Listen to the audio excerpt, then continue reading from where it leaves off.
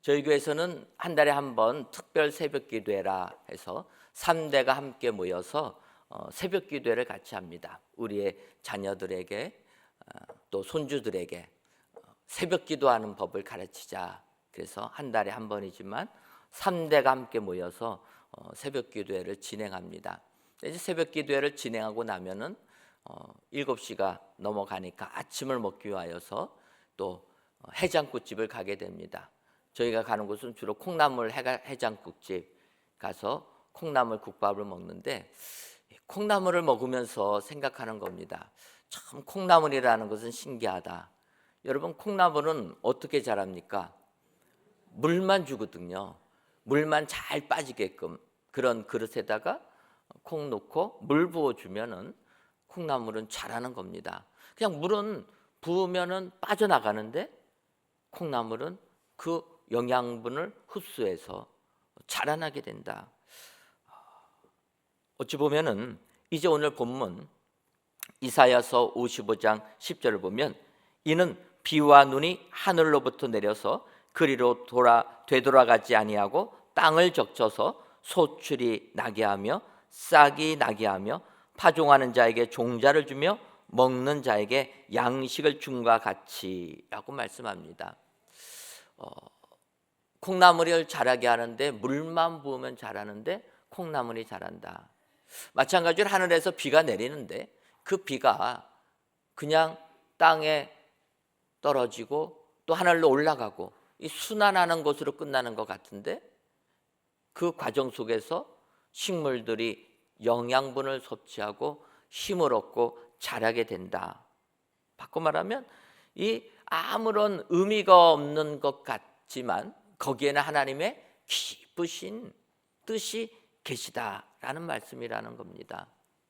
콩나물에 물을 주는 것, 아무 의미가 없는 것 같지만 그 물을 통해서 콩나물이 자라는 것처럼 우리 일상에서 벌어지는 아무 의미 없는 것과 같은 사건들 속에서도 우리가 상상할 수 없는 크고 놀라우신 하나님의 역사가 진행되고 있다라는 것입니다. 이 모든 것이 하나님의 섭리 속에 있다. 우리는 이것을 인정해야 될 줄 믿습니다. 그래서 이사야서 55장 11절을 보면, 내 입에서 나가는 말도 이와 같이 헛되이 내게로 되돌아오지 아니하고 나의 기뻐하는 뜻을 이루며 내가 보낸 일에 형통함이니라. 여러분, 하나님이 하신 말씀은 헛되지 아니하고 다 이루어진다라는 것입니다.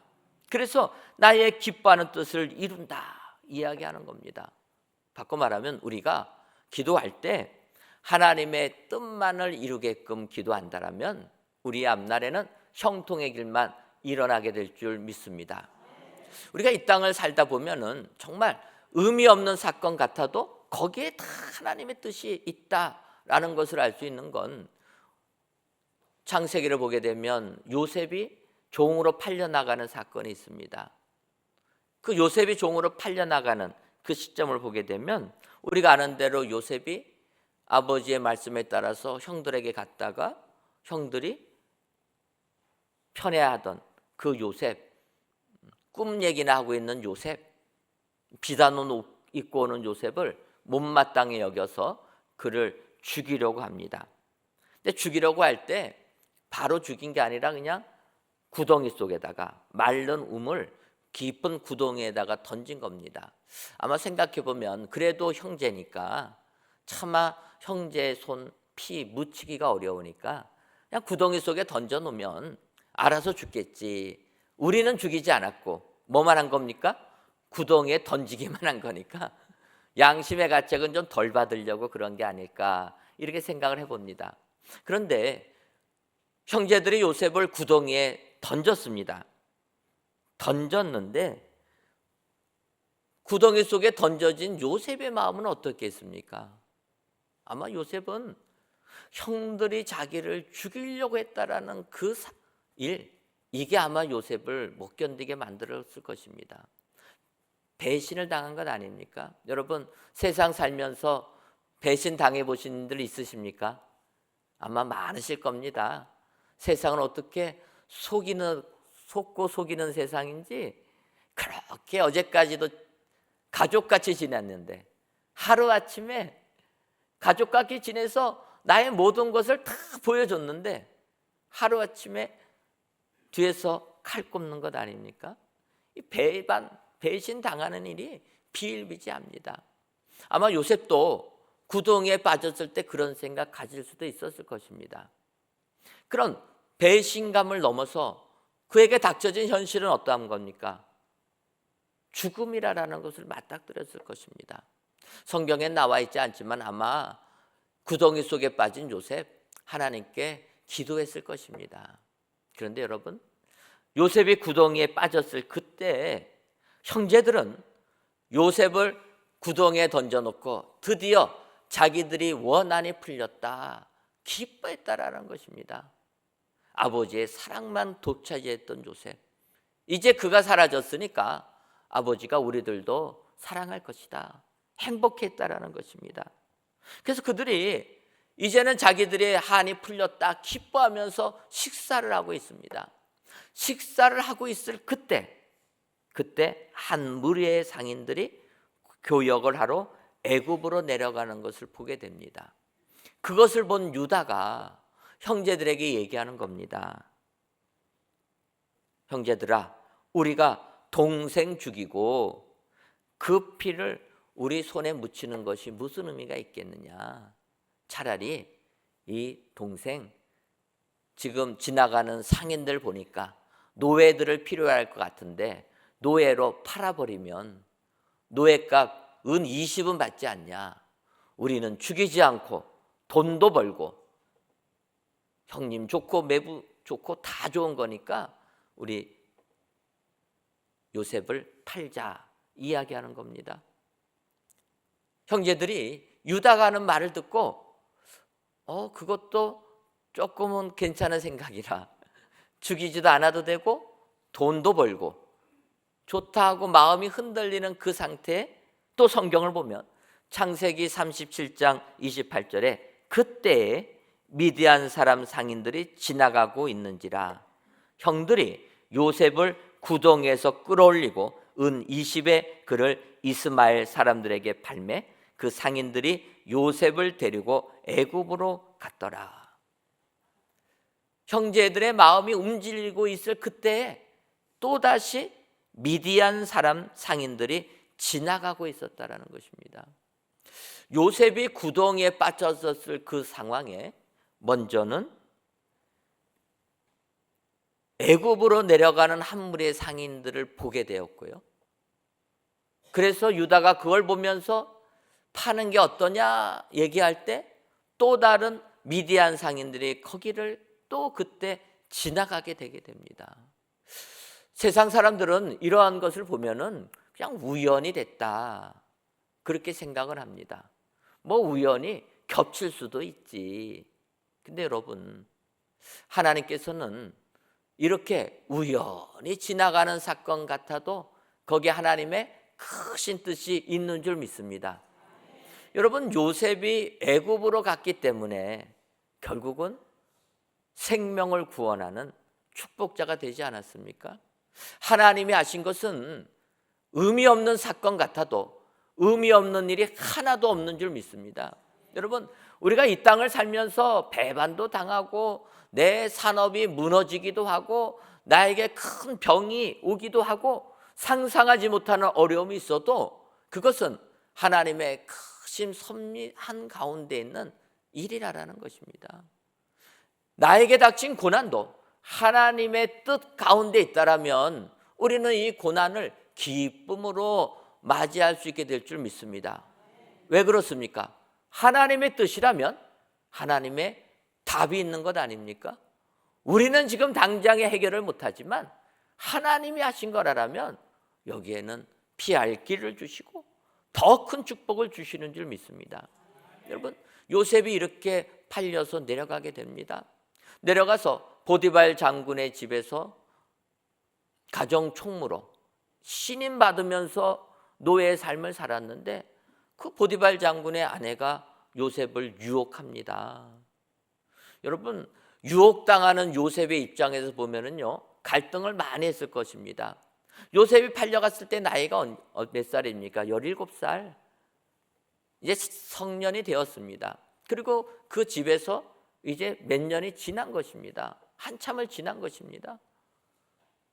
혈기왕성한 때인데 주인의 아내가 자기를 유혹하는 겁니다. 그러면 주인의 아내 잘 보여야 되는 것 아닙니까? 여러분, 남자들을 조종하는 사람이 누굽니까? 아내죠. 여러분, 남자는 허우대만, 이러면 너무 심하고, 네, 뭐 힘이 있고 능력 있는 것 같지만 아내 말을 들어야 됩니다. 아내한테 잘못 보이면 어떻게 됩니까? 큰일 납니다. 오늘 남성 회원들 나와서 이렇게 찬양 정말 아름답게 잘하셨는데 아내한테 잘 보여야 됩니다. 근데 여러분, 하나님이 잘 보이게 만들어 주시는 거예요. 너무 걱정 안 하셔도 됩니다. 조금 성경하고 빗나간 얘기지만 제가 이렇게 좀 세심하게 아내를 돌보지를 못해서 우리 담임 목사님께서 저한테 물어보시는 겁니다. 여기 집회 와서 사모님한테 잘 집회하고 있다라는 보고는 했냐? 제가 보고를 할 것 같습니까? 안 할 것 같습니까?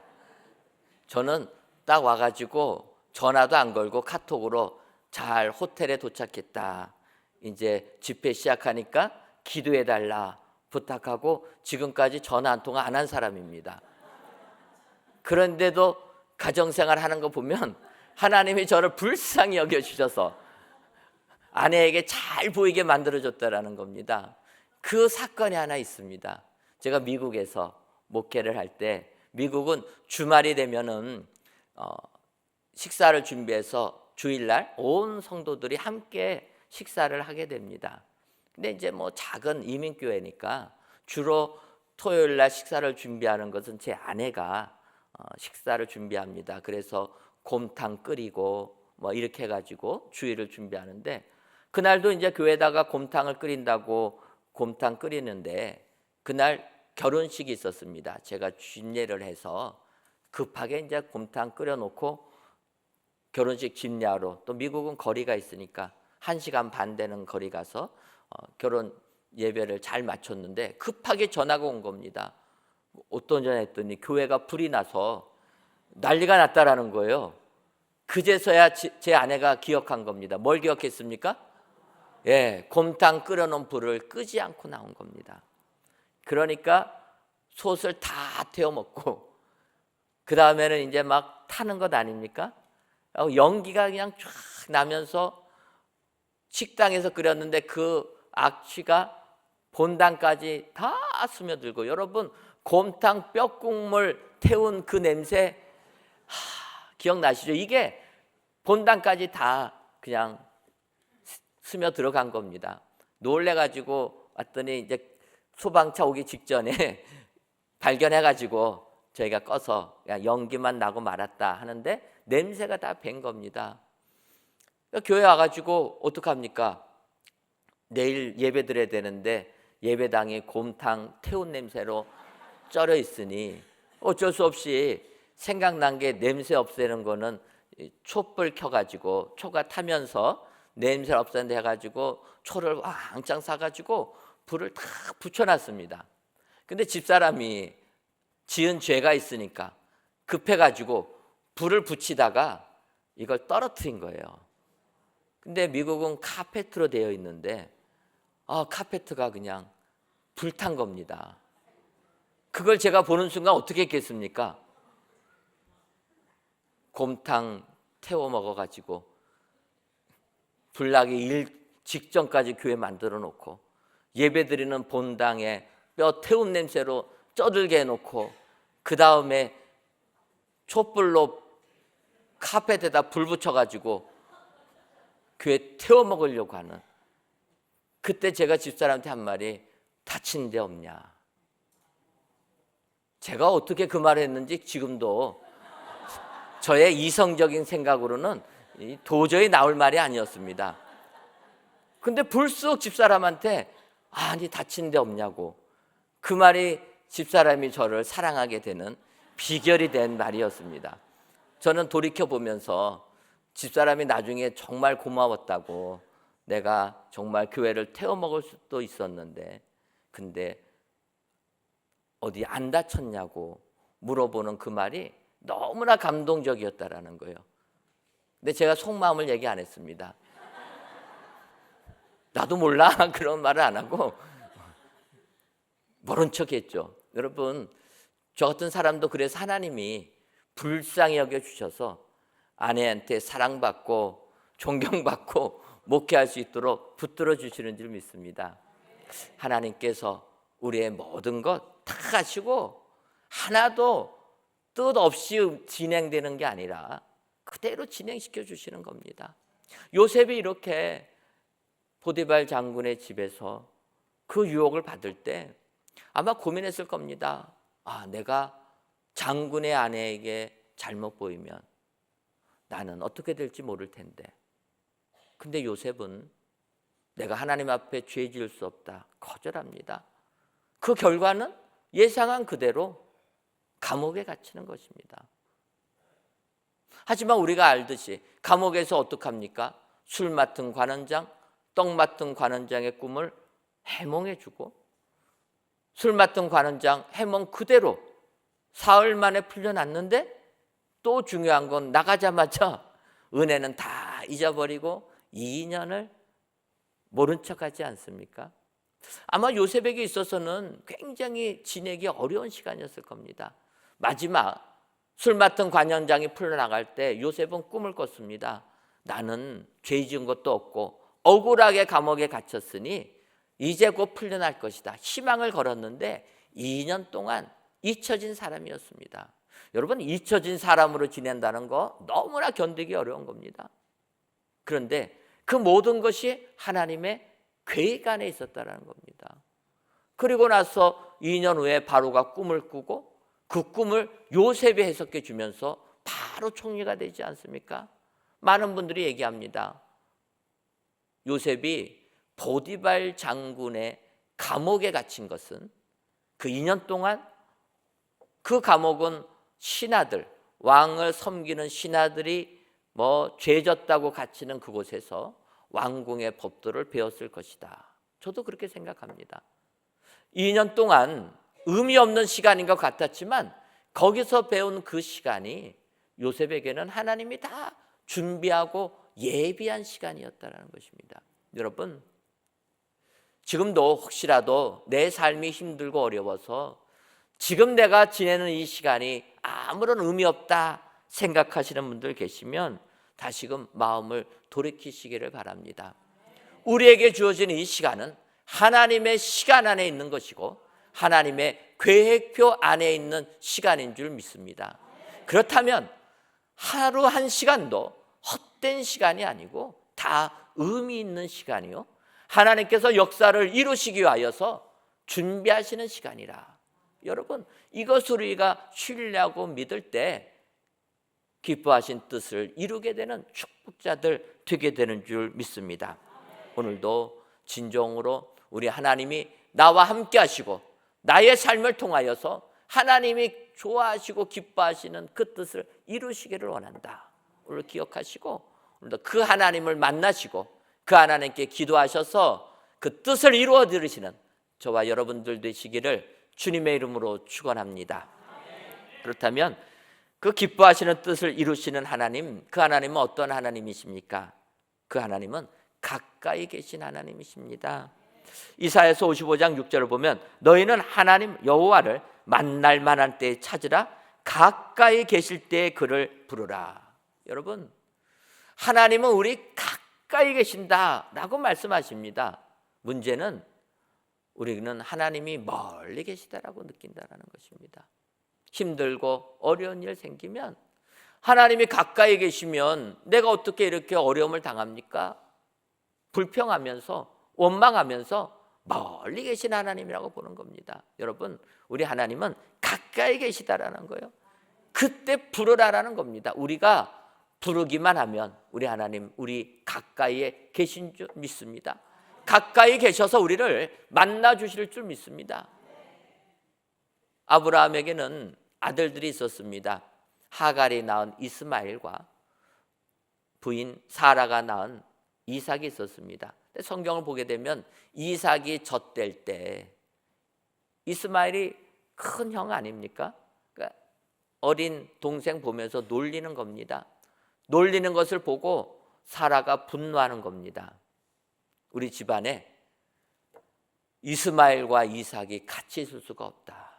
우리 집안의 아들은 이삭 하나다 해가지고 아브라함에게 얘기하는 겁니다. 당장에 하갈과 이스마엘을 내쫓으라. 사라는 이삭의 어머니이기 때문에 그 말을 할 수 있지만 여러분, 아브라함은 누굽니까? 아브라함은 이스마엘의 아버지라는 거예요. 그러니까 얼마나 아브라함이 고민됐겠습니까? 그럼에도 불구하고 이스마엘을 아브라함이 내쫓습니다. 성경을 보게 되면 내쫓을 때 뭐만 줍니까? 물 한 병, 빵 한 쪽만 주고 내보내는 거예요. 하갈이 졸지에 그 주인집에서 쫓겨날 때 방황합니다.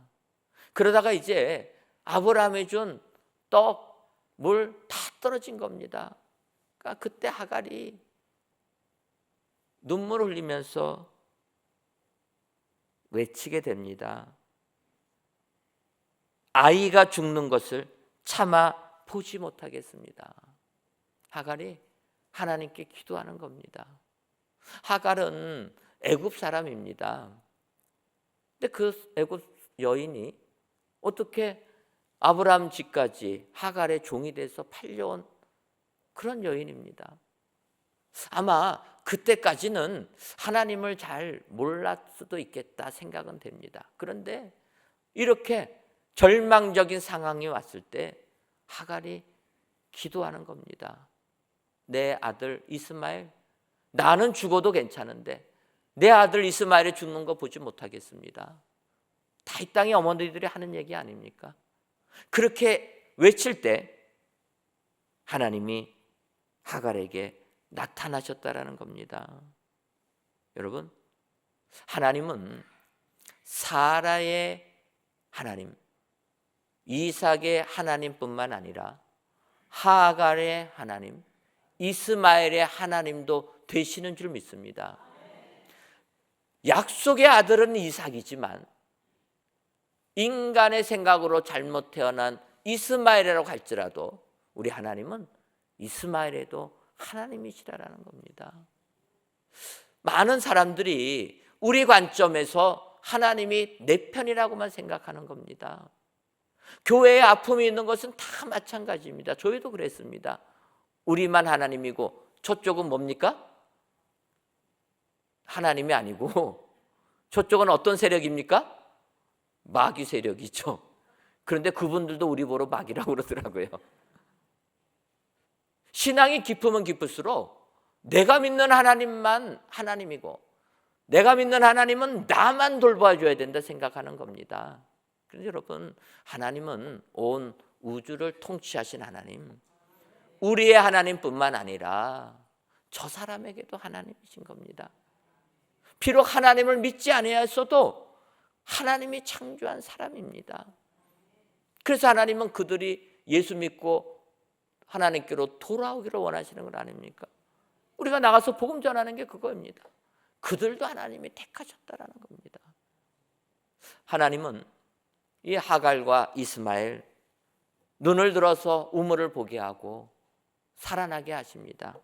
그러면서 창세기 21장 20절 상반절을 보면 하나님이 그 와이와 함께 계심에 계셨다라는 거예요.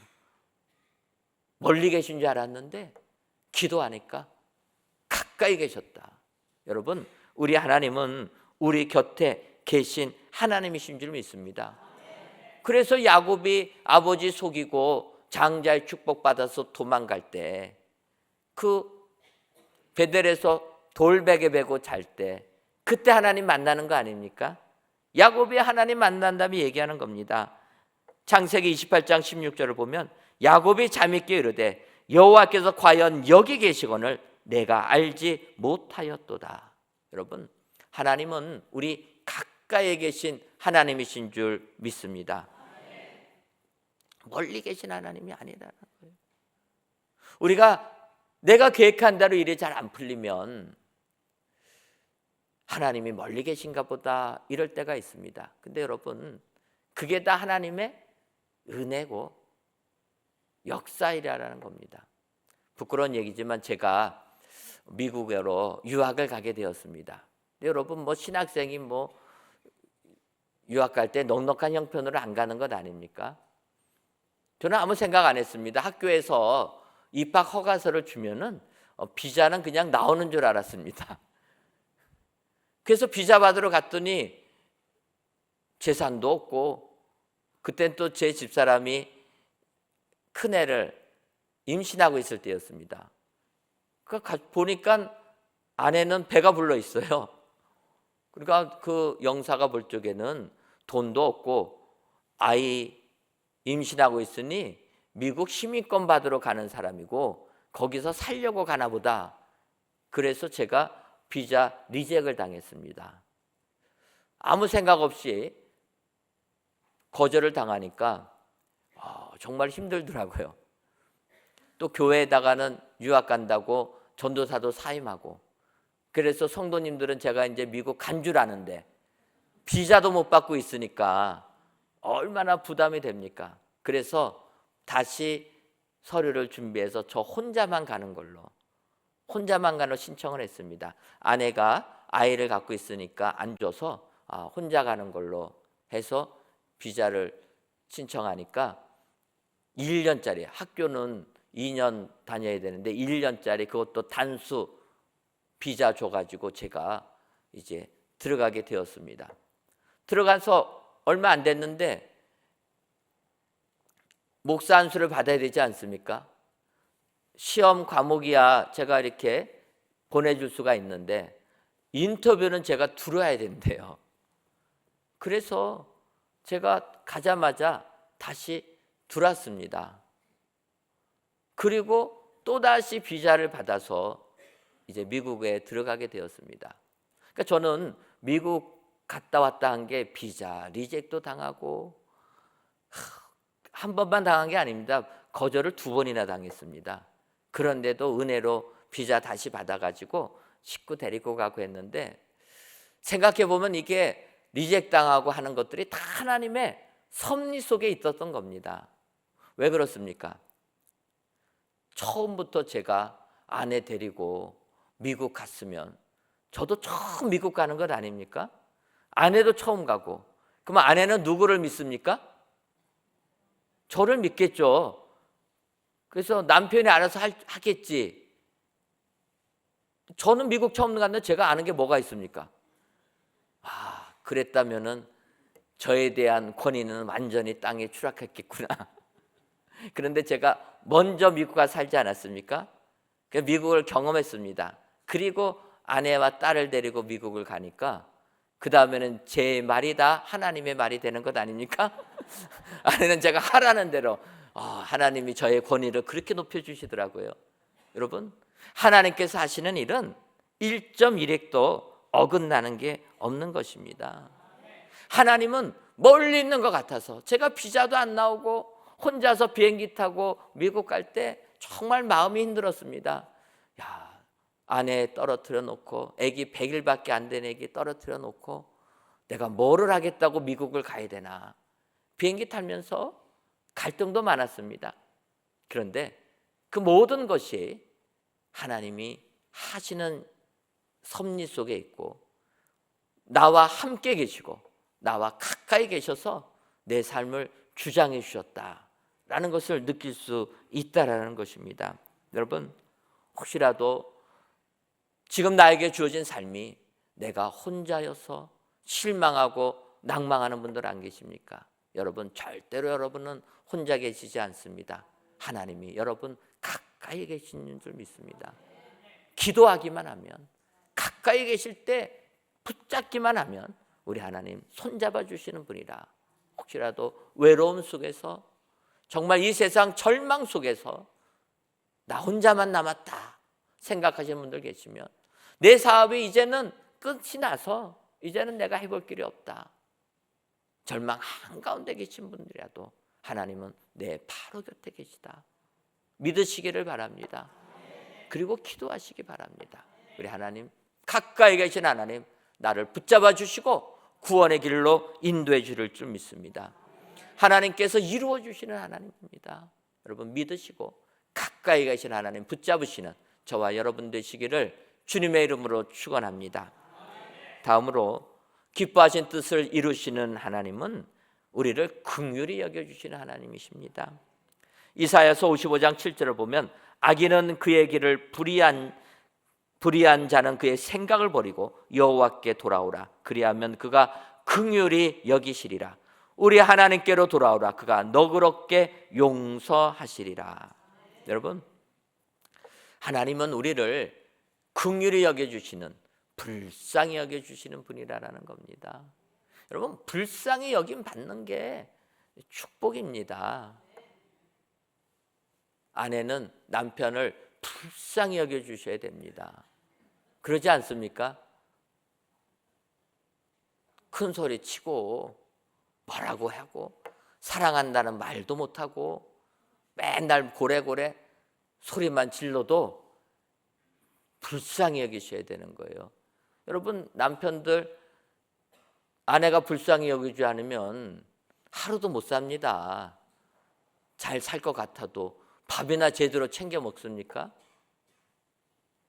남자들, 요즘 젊은 사람들은 아닌데 조금 나이가 드신 남성분들은요, 아내가 어디 좀 나간다고 해서 집에 있는 반찬 좀 꺼내 먹으라면 남편들 어떻게 먹습니까? 냉장고 문 열어가지고 눈에 보이는 반찬 하나 꺼내가지고 그것만 먹습니다. 제 아내도 어디 좀 갈 때 되면 냉장고에다 싹 써놔요.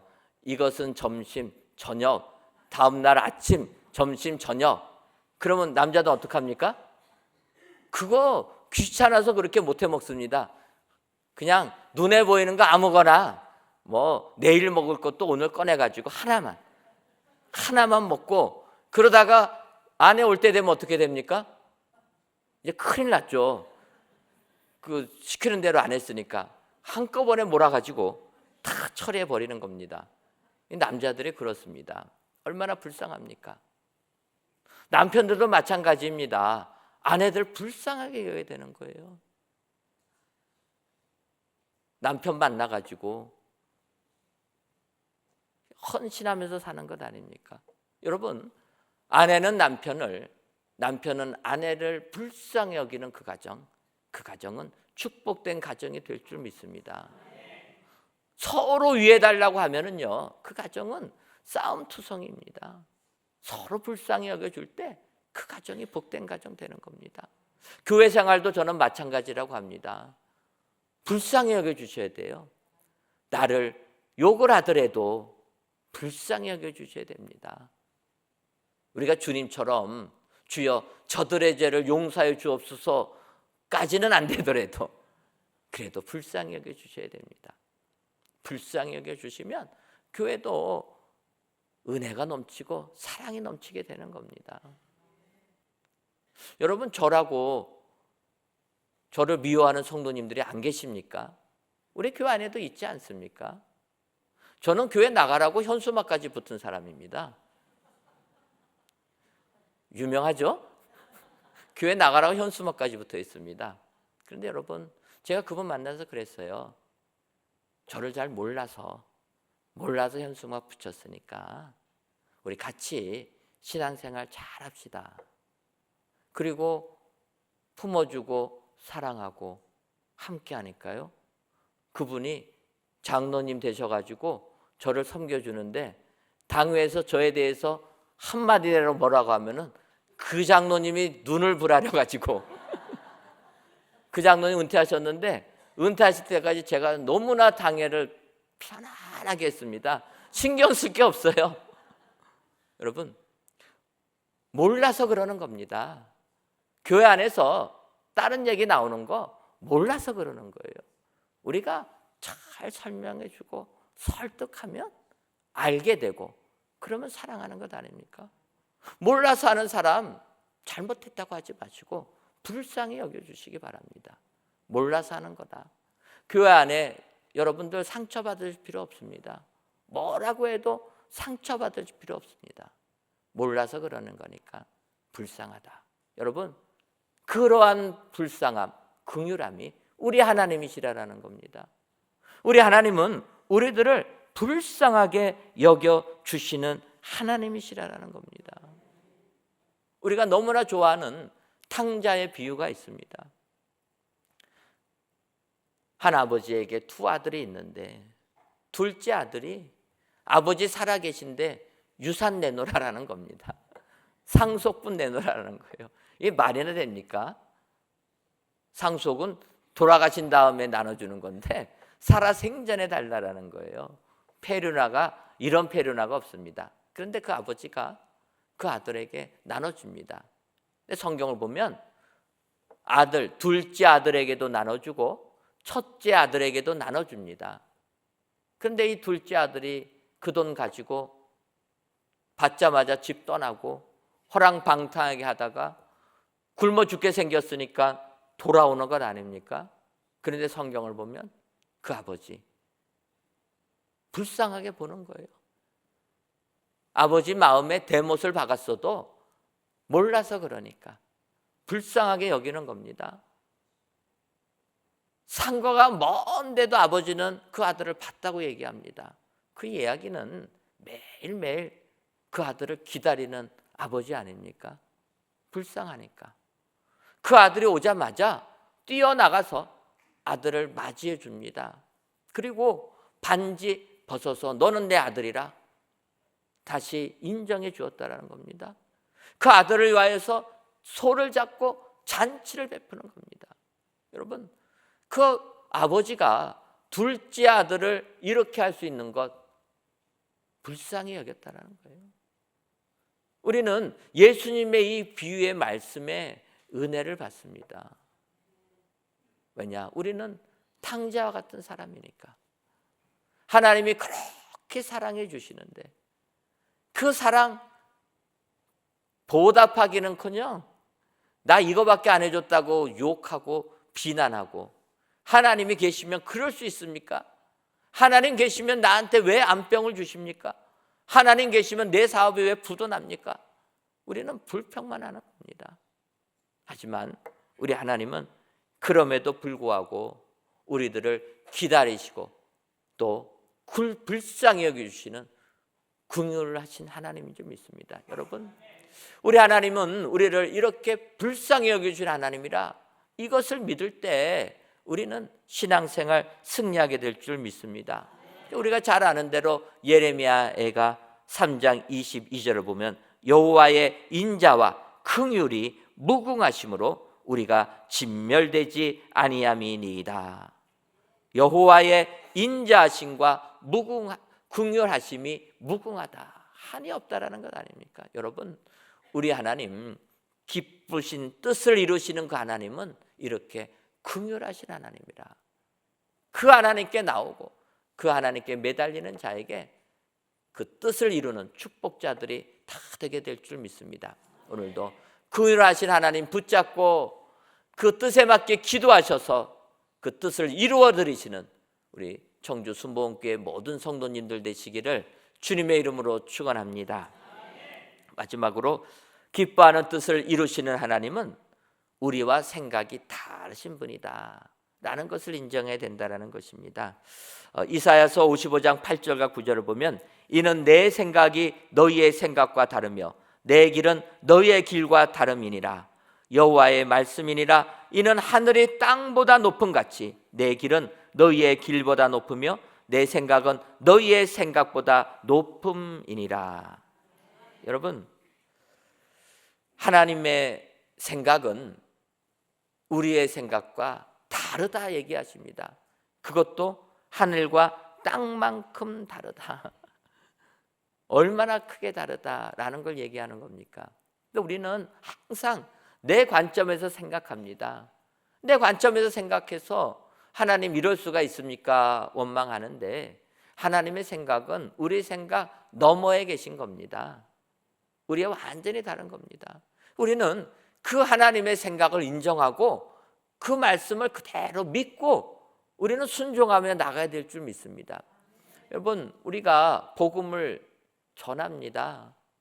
증거합니다. 세상 사람들한테 가서 예수 믿으면 구원받습니다. 그 예수님, 우리 죄를 대신 지시고 십자가의 고난을 당하시고 사흘 만에 부활하신, 그리고 승천하신 예수님입니다. 우리가 이것을 증거합니다. 그런데 이렇게 증거하면 세상 사람들이 뭐라고 합니까? 야, 믿을 게 없어서 그런 걸 믿냐? 아니, 하나님의 아들이라고 해놓고서 십자가에 달려 돌아가시는 분이 하나님의 아들이냐? 하나님 정도 되면 능력 있어서 로마 근대 다 쓸어버려야지. 그 힘없이, 능력 없이 십자가에 달려 돌아가시는 분이 하나님의 아들이 될 수 없다. 세상 사람들 얘기합니다. 아니, 십자가에 달려 돌아가신 분이 사흘 만에 부활했다? 아니, 죽은 사람이 어떻게 살아나냐? 이거는 과학적으로 증명되지 아니한다. 세상 사람들은 못 믿습니다. 복음을 전하면은요, 이해를 못 합니다. 오히려 우리가 이상한 사람이 되는 겁니다. 저도 전도를 하면서 좀 세상 사람들이 믿을 만한 말씀을 주셨으면 얼마나 좋을까? 하나님은 이렇게 주셨습니다. 근데 여러분, 이 말이 진리 아닙니까? 세상 사람들은 깨닫지 못합니다. 왜냐? 세상의 시각으로 바라보니까. 그런데 하나님의 생각은 하늘과 땅이 차이가 나는 것처럼 너희들의 생각과 다르다라는 거예요. 하나님은 우리를 구원하기 위하여 2000년 전에 아담과 하와가 범죄를 하면서부터, 그때부터 예수님을 예언해 주시고 이스라엘 역사를 통하여서 예수님 말씀해 주시고 2000년 전에 이 땅에 예수님 보내주시고 우리 죄를 대신 지시고 십자가의 고난을 받게 하시고 사흘 만에 부활시켜 주셨다. 하나님의, 우리의 상상을 넘어가시는 하나님의 뜻이라는 겁니다. 우리는 복음을 통해서 그 기쁘신 하나님의 뜻을 알아야 되는 겁니다. 복음을 믿는 자들은 그러기 때문에 하나님은 우리와 달라도 크게 다르신 분이라, 생각이 높아도 너무나 높으신 분이라. 여러분, 이 땅을 살면서 해답이 안 나오셔도 절망하지 마시기 바랍니다. 하나님의 생각은 우리와 다른 겁니다. 우리 생각대로 바라보면 답이 안 나오지만 하나님의 관점에서 바라보게 될 때 답이 나올 수밖에 없다라는 것입니다. 여러분, 우리가 아는 대로 욥의 고난이 있습니다. 사실 욥처럼 하나님을 그렇게 잘 섬기면 축복받아야 되는 것 아닙니까? 욥은 어느 정도로 잘 섬깁니까? 자녀들이 혹시라도 죄 지은 것 있을까 봐 자녀들을 대신해서 하나님께 회개의 제사를 올렸던 그런 동방의 의인이 욥이었습니다. 그런데 사단이 그것을 보지 못하고 하나님이 복 주셨으니까 자녀들 주시고 재산 주시고 복 주셨으니까 하나님 믿지, 그 재산 다 뺏어가고 어려움 생기면 하나님 믿겠습니까? 사단이 그런 거예요. 하나님께서 아니야, 욥은 물질 많다고 자녀 번성하다고 나 믿는 거 아니야. 근데 사단이 아니라는 거예요. 그래서 하나님이 하십니다. 그러면 너가 욥을 시험해봐라. 대신에 목숨만은 건들지 말고 네가 시험해봐라. 그 사단이 바로 알겠습니다 하고 나가는 것 아닙니까? 그 다음부터 어떻게 됩니까? 그냥 욥이 가지고 있던 모든 재산들 다 이웃이 찾아와서 양 뺏어가고 소 뺏어가고 노예들 죽이고 노예들 사로잡아가고 장남이 동생들 초청해갖고 잔치 벌였는데 집 무너져가지고 몰살 당하고, 욥 자신에게는 병이 들어가지고 가려움증에 못 견딜 정도로 됩니다. 아내는 또 설상가상 뭐라고 합니까? 그런 하나님 믿으려면 차라리 나가 죽어라, 욕하고 죽어라. 아내까지도 그렇게 욕할 정도였습니다. 얼마나 힘듭니까? 욥이 이런 고난을 당할 때 참 견디기 어려웠을 것입니다. 그런데 여러분, 욥이 마지막에 축복받는 부분이 나오게 됩니다. 그 축복받는 부분에 욥기 42장 5절을 보면은 내가 주께 대하여 귀로 듣기만 하였사오나 이제는 눈으로 주를 배움나이다. 여러분, 하나님께서 욥에게 사단의 시험을 허락하신 것은 나를 귀로만 듣지 말고 눈으로 보라, 체험하라, 그런 은혜를 주시기 위하여서 욥의 시험을 허락했다라는 겁니다. 여러분, 예수님은 귀로만 들어서는 안 됩니다. 여러분 마음에 예수님을 만나셔야 되는 겁니다. 체험해야 된다라는 거예요. 우리 청주 순복음교회는 순복음교회 아닙니까? 저는 장로교입니다. 순복음은 은사를 강조하는 것 아닙니까? 은혜를 구하는 거예요. 체험이. 제가 놀랐습니다. 우리 성도님들은요, 통성기도, 주여 삼창하고 통성기도 시키면 10분만 지나면은 목이 다 쉬어요. 그래서 소리가 쭉 가라앉습니다. 부흥회 때 사역자들이 나와서 통성기도 하지 않습니까? 제가 놀랐습니다. 이분들 30분씩 통성기도 하는데 목이 쉬지도 않아요. 저희 목회자들은 부흥회만 되면은 마지막 날 되면 헉 이럽니다. 그 10분 기도했다고. 제가 여러분들 보면서 우리 교인들 훈련을 좀 시켜야 되겠다. 기도 훈련을 시켜야 되겠다. 은혜를 받고 돌아갑니다. 여러분, 하나님은 여러분들처럼 만나셔야 되는 거예요. 30분 기도해도 목 쉬지 아니하고 하나님의 은혜를 구할 줄 아는 이런 성도님들 만나는 것 아닙니까? 욥이 그 고난을 통해서 하나님을 체험하는 겁니다. 귀로만 듣던, 피상적으로만 알던 하나님, 이제는 내가 직접 눈으로 보고 체험합니다. 여러분, 하나님은 왜 나에게 이런 고난 주셨습니까? 여러분, 고난을 통해서 나에게 복 주시기 위한 길이라 믿으시기를 바랍니다. 그 고난이 없으면 여러분, 내 세상에서 잘 나가면 교만이 하늘을 찌르는 것 아닙니까? 다 하나님께서 은혜도 주시기 위하여 교만하지 말고 겸손하라고, 더 나를 더 섬기라고, 너가 세상에서 잘 나가면은 나 버릴까 봐 은혜 주시려고 하는 것 아닙니까? 여러분, 하나님은 우리보다 생각이 달라도 크게 다르다라는 겁니다. 하나님은 진정 우리를 만나주시고 함께해 주시는 하나님이신 줄 믿습니다. 근데 우리가 믿음 생활하다 보면은 특별히 믿음 생활을 좀 오래 한 사람, 그렇다면은 자기 신앙에 이 고집이 셉니다. 고집이 세요.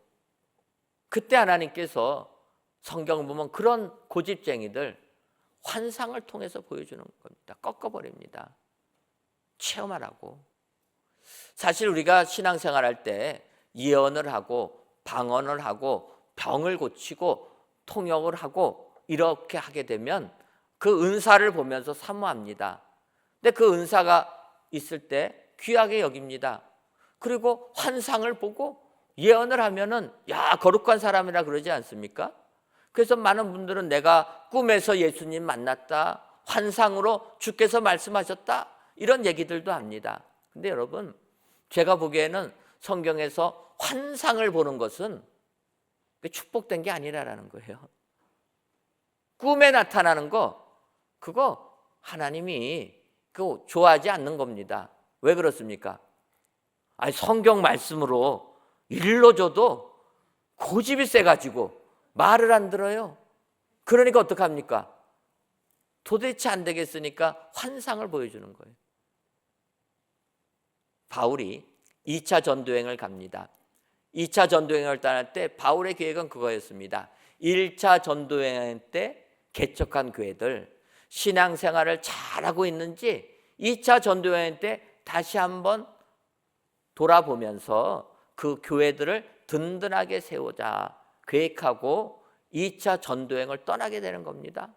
근데 2차 전도여행 떠나가지고 1차 전도여행 곳으로 가려고 하는데 계속 길이 막히는 겁니다. 여러분, 계획한 대로 일이 잘 진행이 안 되면 이게 무슨 의미가 있나 보다 생각해야 되는데, 바울의 고집이 어떤 고집입니까? 쇠고집 아닙니까? 그러니까 막혀도 자기가 세운 그 계획대로 가려고 계속 다른 항구로 가면서, 다른 지역으로 가면서 1차 전도여행 때 세운 교회를 가려고 그 길을 모색하고 있습니다. 그때 우리가 아는 대로 사도행전 16장 9절 말씀을 보면, 밤에 환상이 바울에게 보이니 마게도냐 사람 하나가 서서 그에게 청하이르되 마게도냐로 건너와서 우리를 도우라 하거늘.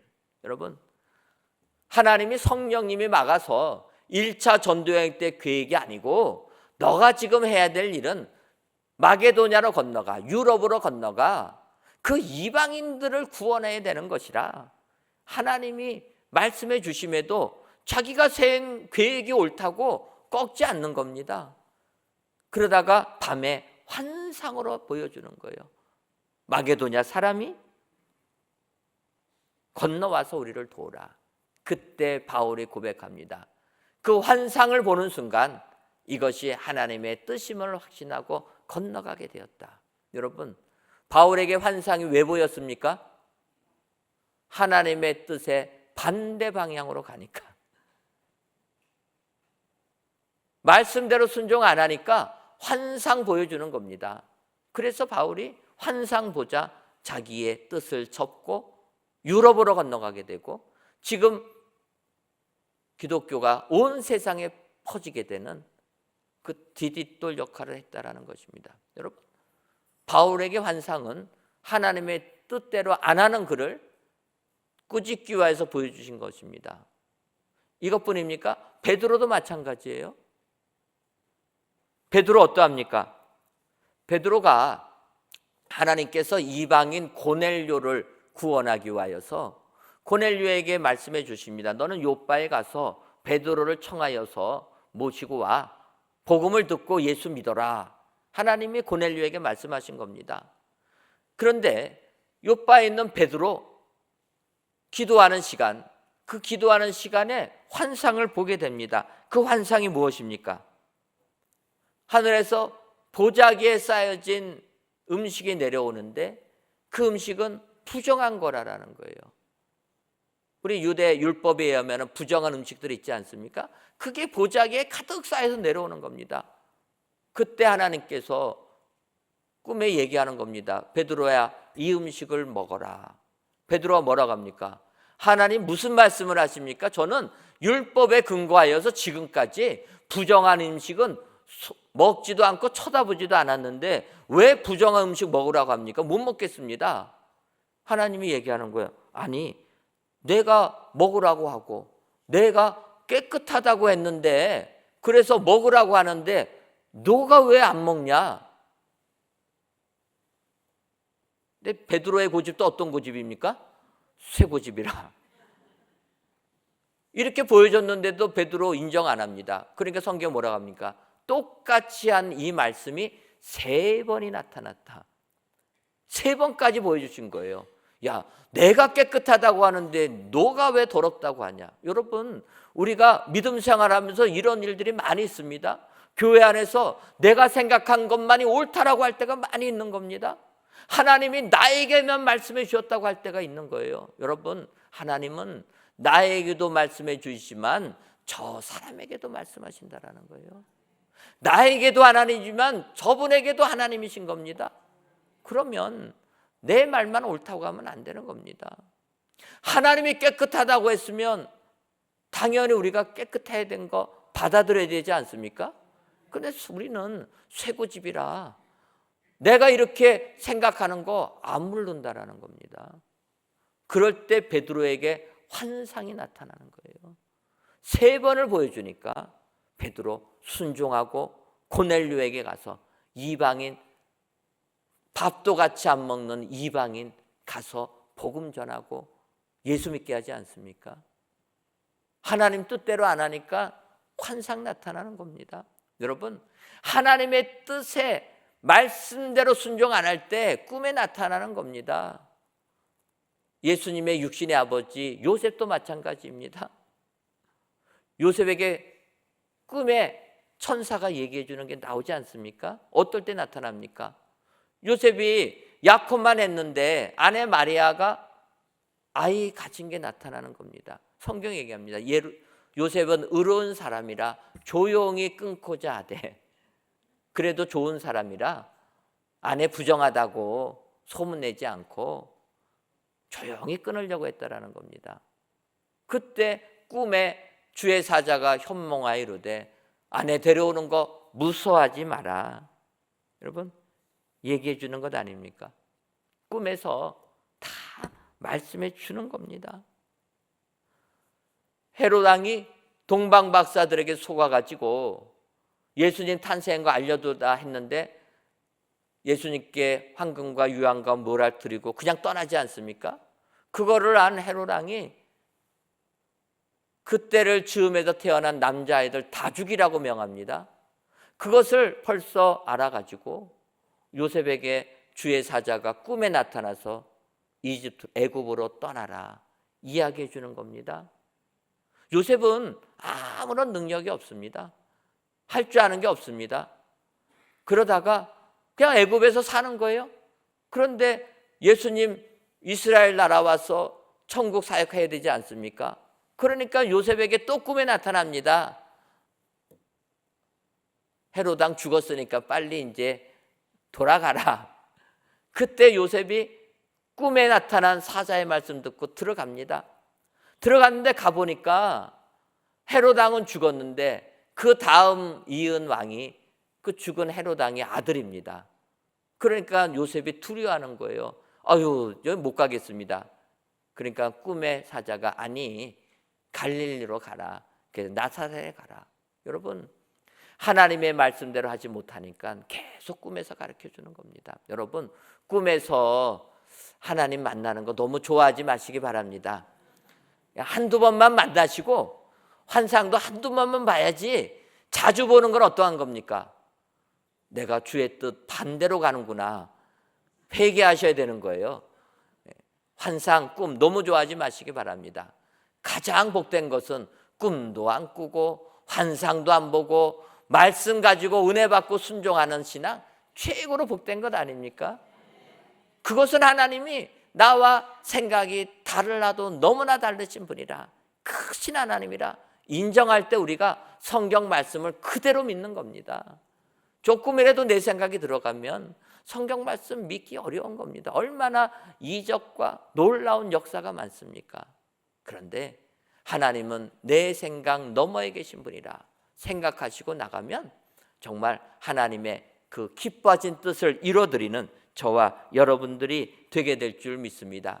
여러분, 이번 2020년 축복 성회를 통하여서 정말 여러분들 하나님이 기뻐하시는 크신 뜻을 이루시는 은혜의 청주 순복음교회 성도님들 되시기를 소원합니다. 하나님의 기뻐하신 뜻을 이루어드리는 게 무엇입니까? 하나님께 이렇게 예배 잘 드리는 것, 하나님 기뻐하시지 않겠습니까? 나가서 열심히 주의 복음 증거하는 것, 이거 하나님께서 기뻐하시지 않겠습니까? 하나님의 성전을 아름답게 건축하는 것, 이거 하나님께서 기뻐하신다라는 거예요. 우리가 이 땅을 살면서 하나님의 기뻐하는 뜻을 이루어드릴 때 가정에서도 행복하게 가정생활하는 것, 남편은 아내를 사랑하고 아내는 남편을 존경하고 자녀는 부모에게 효도하고 부모는 자녀를 사랑하고 이런 화목한 가정이 되는 게 진정 하나님이 기뻐하시는 그 뜻을 이루어드리는 축복된 신앙인들이 되게 되는 줄 믿습니다. 이번 신년 축복성회를 통하여서 진정 청주 순복음교회 모든 성도님들이 하나님께서 기뻐하시는 그 크신 뜻을 이루어드리셔서 하나님께 영광을 돌리시기를 주님의 이름으로 축원합니다. 기도하겠습니다. 하나님, 2026년 신년 축복 성회를 허락하시고 마지막 날 오늘 이사야서의 말씀을 통해 그의 기뻐하는 뜻을 이루시는 하나님을 알게 하시니 감사합니다. 바라기는 오직 그의 기뻐하는 뜻을 이루시는 우리 하나님은 우리 가까이에 계시고 우리를 불쌍히 여겨주시며 우리와 생각이 다르신 하나님을 인정하고 이 하나님께로 돌아가는 청주 순복음교회의 모든 성도님들이 되게 하여 주옵소서. 그리하여 2026년 기뻐하는 뜻을 이루시는 하나님을 확신하여 우리들의 삶에 온전히 하나님의 기뻐하는 뜻만을 이루어지는 축복된 한 해가 되게 하여 주옵소서. 예수님의 이름으로 기도하옵나이다. 아멘.